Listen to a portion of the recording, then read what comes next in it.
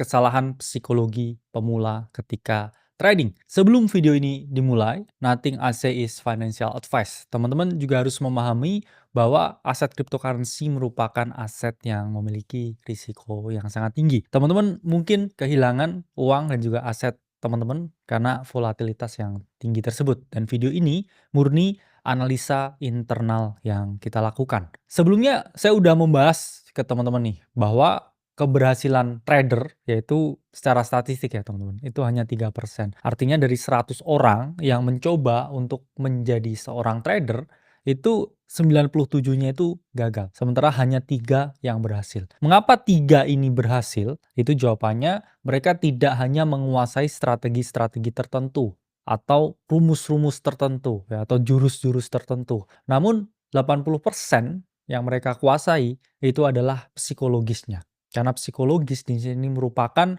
suatu seni untuk bertahan. Teman-teman mungkin memiliki strategi yang sangat mumpuni nih. Kemudian 2 minggu udah di backtest dan berhasil misalkan. Tapi belum tentu itu bisa berhasil 2 bulan, 2 tahun atau bahkan 20 tahun ke depan. Kalau teman-teman nggak bisa menjaga psikologis yang baik. Atau ada kecacatan ya, atau kesalahan dalam berpikir yang akhirnya membuat teman-teman nggak bisa konsisten lagi. Dan sebenarnya semua teknik itu bisa teman-teman pelajari, saya bilang hanya dalam waktu 2 minggu sampai 2 bulan. Tapi yang bisa membuat itu bertahan lebih dari 2 bulan, itu jawabannya adalah dari psikologis yang teman-teman miliki. Itulah mengapa di sini kita akan bahas ya 4 kesalahan psikologis yang bisa menjauhkan teman-teman dari konsistensi dan keberhasilan trading di kripto. Kesalahan psikologis pertama yang dihadapi oleh para pemula, bahkan juga bukan pemula, bahkan profesional atau yang udah lama di kripto seperti saya, itu adalah menahan rasa FOMO.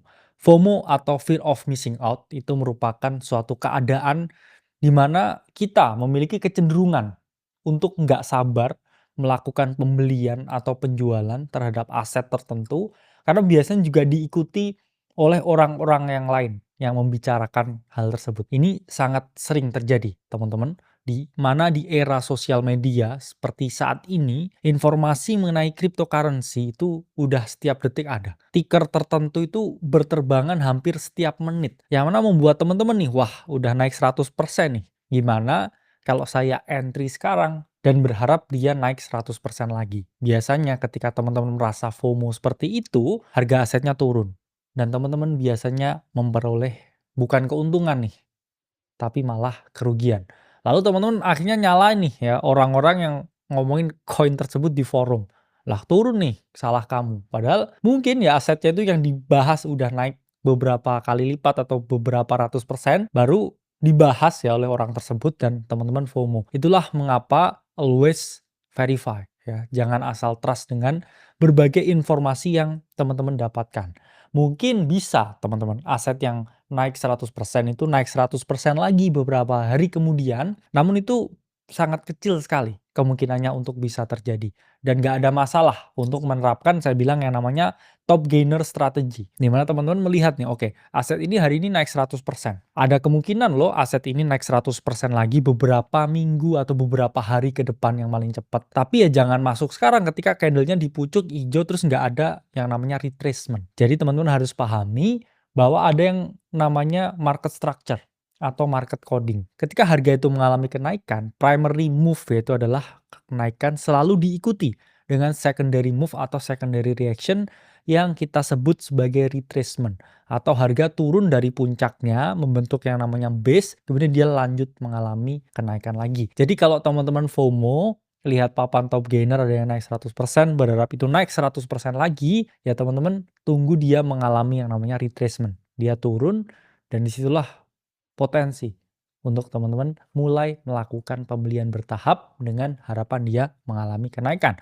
Tapi ingat jangan FOMO, tunggu dia dulu retrace dulu, turun 20, 30, 50% sampai di area tertentu di support kuatnya baru teman-teman ini melakukan pembelian. Jangan candle hijau di top gainer langsung teman-teman klik buy karena banyak orang ngomongin, terus turun retrace 50%, teman-teman jual waktu terbang, teman-teman beli lagi ya. Itu sama dengan buang-buang duit yang teman-teman miliki. Jadi teman-teman harus paham ya bahwa dalam keadaan-keadaan seperti ini boleh FOMO, Tapi akan alangkah lebih baiknya tahu kapan harus FOMO, kapan enggak.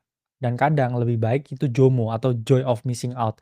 Misalkan nih ya, harganya ini naik 100% terus teman-teman FOMO, "Wah gimana kalau saya beli sekarang?" Terus teman-teman mikir, "Enggak ah, ini udah candle hijau, banyak orang ngomongin mungkin retrace." Kemudian besoknya ternyata dia drop beneran 50% dan teman-teman, "Wah untung saya nggak jadi beli." Itu adalah JOMO atau joy of missing out, lawan dari FOMO. Kesalahan psikologis kedua yaitu adalah tidak bisa mengelola ekspektasi.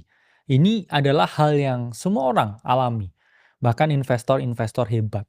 Mereka ini memiliki kecenderungan untuk tidak mau melakukan realisasi keuntungan atau take profit ketika harga ini udah naik sedemikian tingginya.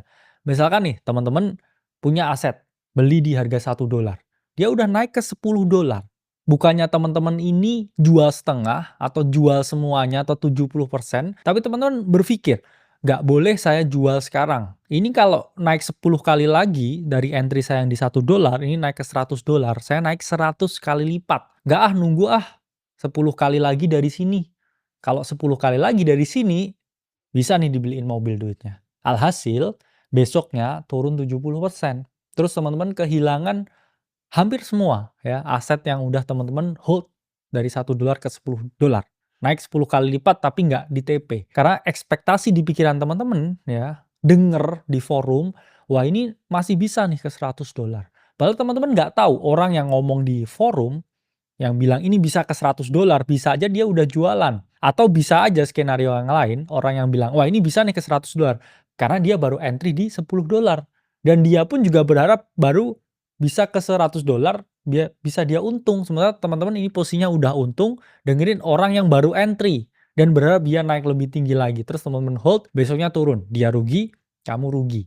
Itulah mengapa teman-teman selalu denger kata hati teman-teman sendiri. Analisa balik lagi ke teman-teman masing-masing. Jangan sampai nih, karena kita ya misalkan menganalisa secara live di publik, wah ini potensi sekian, sekian, sekian, dan misalkan ada kebijakan tarif seperti ini dan market mengalami yang namanya downtrend, ya teman-teman juga harus biasakan untuk mengambil keputusan sendiri. Jangan di situ teman-teman, wah karena kemarin di margin call nih bahas bisa naik demikian ya, padahal teman-teman udah profit tinggi, ya nggak ada salahnya untuk amanin profit atau amanin modal yang teman-teman miliki dan juga let the profit run.